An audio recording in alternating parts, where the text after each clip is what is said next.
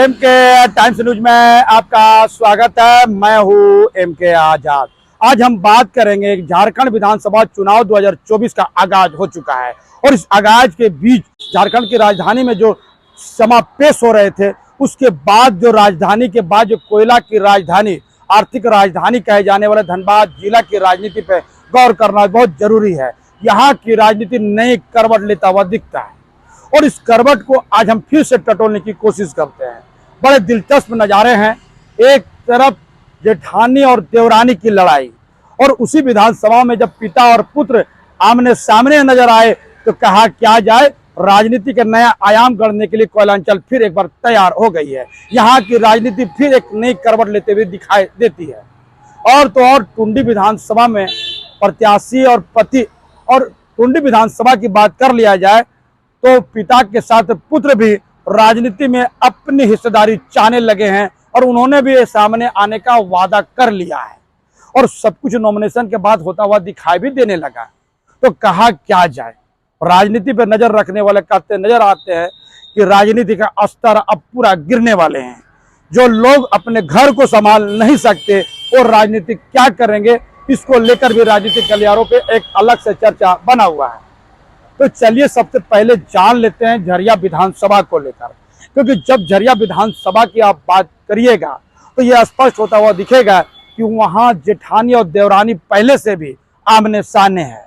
पिछले चुनाव में भी आमने सामने थी और इस चुनाव में भी आमने सामने है। दोनों एक मजबूत राजनीतिक घराने से ताल्लुक जरूर रखती है और सबके अपने अपने राजनीति है और सबके अपने अपने मायने हैं। दोनों की मजदूर राजनीति पे एक अच्छा पकड़ बताया जा रहा है और राजनीति से इतर दोनों के बीच में जो कुछ नजर आता है वो आपसी रंजिश की तरफ होता हुआ दिखता है। यानी राजनीति की लड़ाई अब इस तरह से रंजिश में बदल जाएगा, झरिया इसकी लगातार गवाही देते हुए नजर आता है। आज हम दूसरी तरफ चलने की कोशिश करते हैं, क्योंकि आज हमारा मुद्दा है कि पिता और पुत्र दोनों राजनीति में एक दूसरे के खिलाफ होते हुए क्या नजर आएंगे। तो चलिए समझ लेते हैं झरिया विधानसभा में एक नए प्रत्याशी। चलिए आज जान लेते हैं झरिया विधानसभा में रुस्तम अंसारी को लेकर। जेएलके के प्रत्याशी लास्ट दिन में अपना नामांकन किए। जयराम महतो की पार्टी से ताल्लुक रखने वाली जेएलके के वो उम्मीदवार हैं और जैसे उन्होंने नॉमिनेशन किए उनके साथ साथ उनके पुत्र ने भी नॉमिनेशन करके राजनीति में एक नया हलचल पैदा कर दिया। राजनीति में कहा जाने लगा कि क्या सचमुच रुस्तम अंसारी के पुत्र सद्दाम अंसारी और बंटी चुनाव लड़ेंगे कि या कुछ और इशारा करता है, यानी इसकी राजनीतिक इशारा किस और इशारा कर रहा है।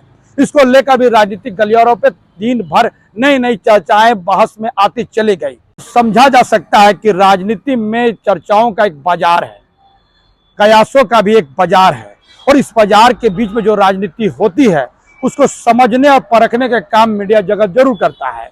जनता भी जानना चाहती है कि इस पर्दे के पीछे की सही कहानी क्या है और मीडिया जगत इसी को लाने का काम जरूर करती है। तो जो कुछ दिखाई देता है क्या सब कुछ राजनीति में वही है? राजनीति में नेताओं के दो चेहरे होते हैं। एक चेहरे उनको सामने लाया जाता है जो उनको जनता को दिखाना होता है और एक चेहरा राजनीति से छुपा कर रखा जाता है और मीडिया जगत उसी को ढूंढने का प्रयास करता है और जनता को भी इस चीज को जानने की जिज्ञासा होती है। तो इसीलिए जानना जरूरी है कि रुस्तम अंसारी की बात किया जाए तो उनकी भी एक राजनीतिक दृष्टिकोण से एक बड़ा महत्वपूर्ण भूमिका है।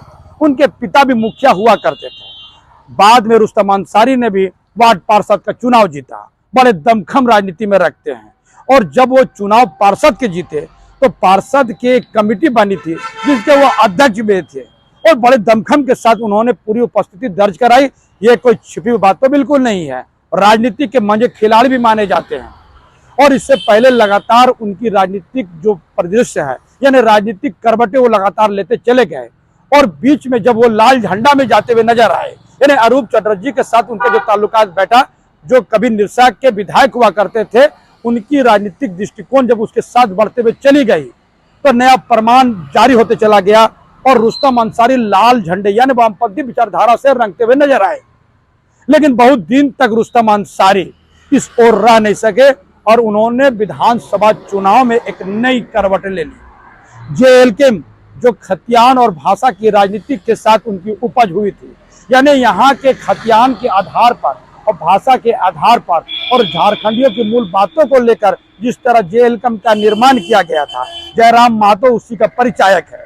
और उनके टीम से यानी उनके दल से जब वो प्रत्याशी बनाए गए तो यह स्पष्ट हो गया कि झारखंड की राजनीति में नए नए आयाम के साथ साथ कोयलांचल भी एक नया आयाम गढ़ने के लिए तैयार है। और जिस अंदाज में रुस्तम अंसारी जी नामांकन करते हुए नजर आए, बड़े धूम धड़के के साथ, बड़े लोगों के जुटान के साथ उनका चुनाव का नामांकन होता हुआ दिखा, ये कोई छिपी हुई बात तो बिल्कुल नहीं है। लेकिन जैसे ही उनके बेटे ने भी जब नामांकन कर दिया निर्दलीय प्रत्याशी के रूप में, तो क्या घर के अंदर के झगड़े अब बाहर आने लगे? क्या राजनीतिक महत्वाकांक्षा आस पास घूमने लगी? क्या सद्दाम अंसारी और बंटी क्या सचमुच चुनाव लड़ने वाले हैं? कि बहुत जल्द रुस्तम अंसारी अपने बेटे को मना लेंगे, यानी कल वापसी के दिन में उसके नाम वापस हो जाएंगे राजनीतिक गलियारों पे, ये भी एक चर्चा है। तो कहा क्या जाए, चलिए अब बात कर लेते हैं टुंडी विधानसभा में मथुरा प्रसाद महतो। चलिए बात कर लेते हैं टुंडी विधानसभा में झारखंड मुक्ति मोर्चा से प्रत्याशी मथुरा प्रसाद महतो और राजनीति में बड़े पर पैतरे के साथ और राजनीति में प्रवेश करने वाले, शादी के साथ राजनीति करने वाले में मथुरा प्रसाद महतो की गिनती होती है। और वो मंत्री भी रहे। और याद कीजिए सीएनटी एक्ट जो कड़ाई से लागू हुआ, उन्हीं के मंत्रिमंडल में जब उनको मंत्री बनाया गया था, भूमि सुधार के जब मंत्री थे, तो सीएनटी एक्ट जिस कड़ाई से लागू किया गया, इसका क्रेडिट भी पूरी तरह से मथुरा प्रसाद महतो को होता हुआ दिखता है। पुराने वफादार गुरु जी के टाइम की राजनीति करने वाले मथुरा प्रसाद महतो ने कई तरह के उतार चढ़ाव देखकर अपनी प्रतिस्पर्धा के साथ अपनी राजनीतिक पहचान जरूर बनाए हैं।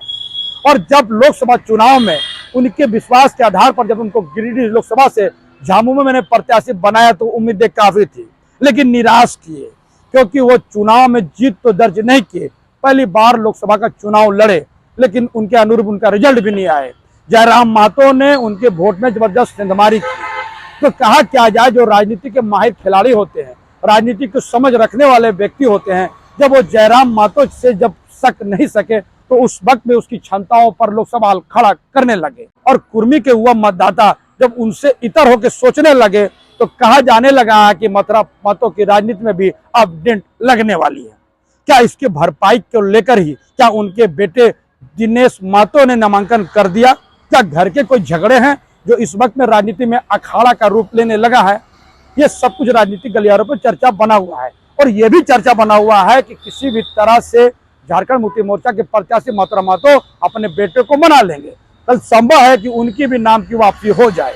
लेकिन राजनीति में जो नए आयाम जुड़ते चले गए, वो बड़ा दिलचस्प है। टुंडी विधानसभा का नाम इसलिए भी बड़ा महत्वपूर्ण हो जाता है क्योंकि नाम जुट रहा था आजसू के बड़े लीडर सुदेश महतो के भी, वो टुंडी से चुनाव लड़ सकते हैं।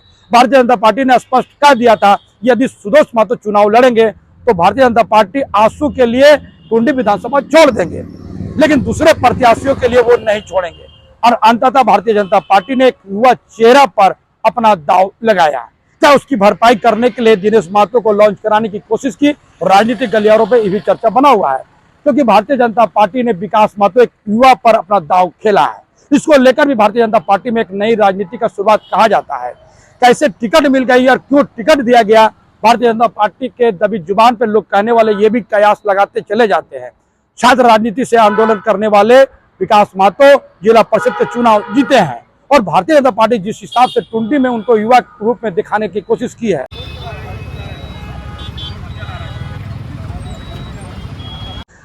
बड़ी चुनौती मिलने की संभावना टुंडी विधानसभा में मथुरा महतो को भी पहले से था। तो दिलचस्प है, जहां एक देवरानी और जेठानी की लड़ाई झरिया विधानसभा में, तो झरिया विधानसभा में एक पिता और पुत्र की लड़ाई भी देखने को मिल सकते हैं। और तो और जब टुंडी विधानसभा में पिता और पुत्र भी आमने सामने हो जाएं, तो हैरत करने की जरूरत नहीं है। राजनीति में कोयलांचल एक नया आयाम, एक नई कहानी गढ़ने के लिए तैयार बैठी हुई है। तो चलिए, हमारा आज का ये पूरा विश्लेषण आपको कैसा लगा, अपने कमेंट्स बॉक्स में जरूर कमेंट्स करें। और जिन्होंने अभी तक हमारे न्यूज को सब्सक्राइब नहीं किया, उसे बिना निवेदन के सब्सक्राइब जरूर कर दे। नमस्कार।